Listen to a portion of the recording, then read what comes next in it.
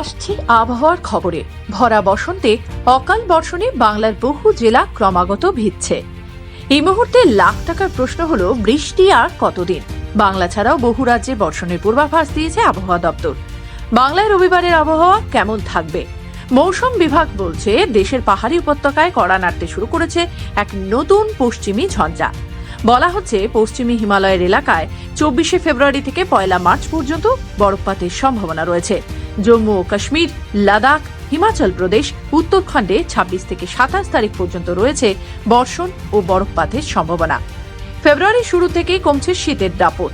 বসন্তে স্নিগ্ধ বাতাসে কোথায় মানুষ একটু প্রাণ জুড়াবে তা না হয়ে শুরু হয়েছে ঝড় বৃষ্টির খেলা। অকাল বৃষ্টির এই তাণ্ডবে তিতিবিরক্ত দক্ষিণবঙ্গের মানুষজন। তুমুল বৃষ্টিতে ভিজছে একাধিক জেলা।